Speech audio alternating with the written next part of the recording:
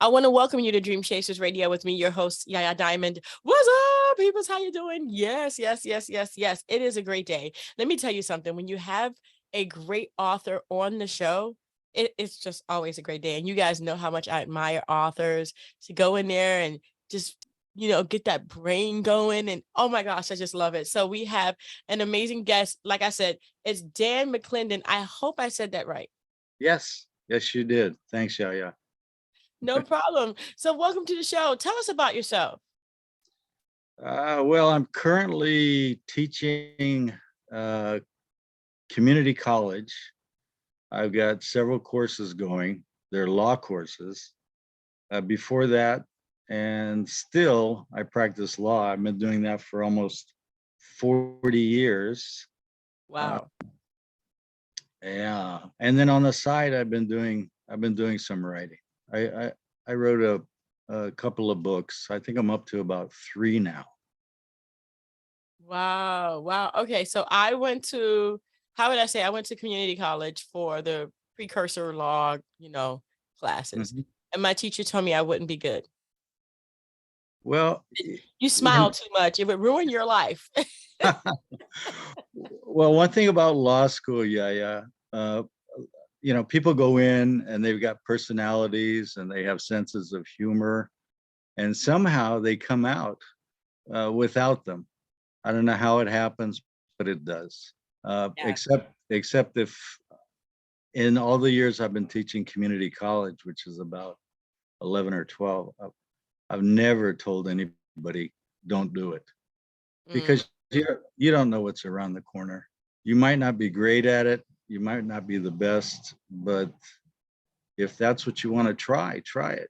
Yeah. But she told me, she said, no, it would take away from you. And you're such a wonderful person. I would hate to see you go through this. Well, and she's probably right. She's See? probably right. So yeah, I just did contracts. I think I did contracts and entertainment law contracts. I just stuck with contract courses to help me out with that. But yeah, she was telling me how my personality, like you said, and now I understand. Now I understand why she said that. So yeah, definitely. But wow. So okay, so you've been doing that now. You have 3 books under your belt. I mean, okay, so why write when you have such a prestigious law career and you're a teacher? Why? Well, when you've been doing something for 40 years, you want to do something else, I think. Um, I've probably had over 40 to 50 jobs in my life. I actually went to law kind of a little bit late. I didn't go straight through. I didn't go college and then straight to law school. But I was out there doing things. I was a miner for a while. I was a choker setter at a logging camp in Alaska. And then I started, I taught some classes. I taught English as a second language, and I did that with migrant workers. So, and then I traveled a lot. I did a lot of traveling when I was young. I hitchhiked to from San Diego to Lake Titicaca. So Wow. that was quite a trip. Wait, okay. So you hitchhiked, so I can call you a hitchhiker, right? Sure, why not? Oh my gosh, you've done so many different things. Thumbs up on that one. Thumbs up on that one. You've done so many amazing things. How have you, I mean, gosh, I'm just trying to think, between the traveling and between the things that you've done in Alaska, have you put this in your books? Oh, what I end up putting in my books are like all the people I've met and their personalities, and many of the things, the adventure type things, I get in there, but it depends on how the book is progressing. I don't want to. In fact, with this latest one, the wrongful death, all I started with was this thought that I'd had for years and years, about a guy who doesn't get up on time to pick up the garbage, and he hears the truck and it wakes him up, and he runs down to deliver the cans to the corner. And that was it. That was the only thought I had about this book. And from there, it went into a mystery, crime novel with a bunch of what I think are very interesting people, very likable. Wow. Has your career in law, because you had a lot of careers in Uh-huh. law, helped you to write this book? Oh yeah, yeah, definitely, definitely. A lot of it, um, it's not in a way, it's not your typical law book. There's a courtroom scene, but there's not much in terms of the courtroom. There's a law office involved and all the characters in the law office, the messengers, the secretaries, the lawyers. But the key character is just, he's a messenger and he's going to law school at night. So he kind of gets together with this police detective in Hollywood. And the police detective is the other main character. And his name is Teddy. So they go after, they're trying to find not only the victim because she's gone missing, but they're also trying to find ways to trip up the guy that they think is the killer. And he's a rock star, big time rock star in Hollywood, lives in Laurel Canyon, records for Capitol Records. And, but he's a little bit of a kind of a kinky guy. I'm not going to ask. Well, it comes out pretty early in the book. So Yeah. Wow. yeah. Wow. So, okay. So let me ask you this one question that's just been blaring in my mind ever since you said this. Okay. So you say that people come into law and then when they come out with personality. Have you been able to recapture your personality? I've been working on it. So, what can you do? I wish I had my personality when I was 5 years old.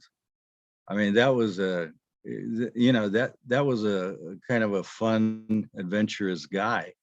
And I think we all have kind of an obligation to ourselves to keep that 5-year-old alive, like forever and ever if we can. Yeah, I agree with you. I agree with you. And these personalities, in your book, does that make up for the personality that you lost during your years in studying? I think so.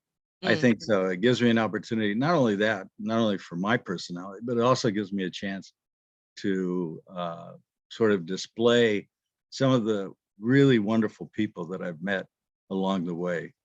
And not only this thing takes place in basically in LA, but in Hollywood.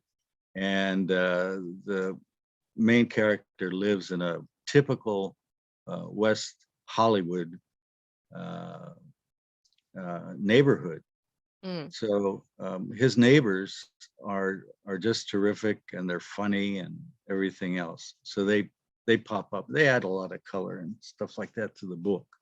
Nice, nice. Well, I'm Yeah, so happy about that.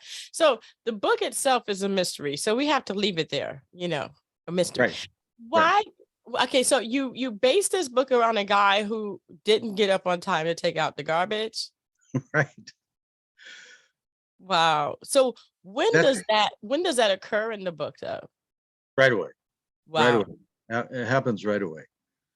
So, and as he's taking the garbage out, he sees this woman getting out of a Mercedes behind the garbage truck. And the guy driving the Mercedes is the rock star, Ooh, and she's the girlfriend. So she pretty much walks by him, walks by our hero here, and doesn't pay a whole lot of attention to him. He kind of nods and says hi, and then she doesn't react to it. But then a few minutes later, there's this blood curdling scream coming out of the top floor of her apartment building.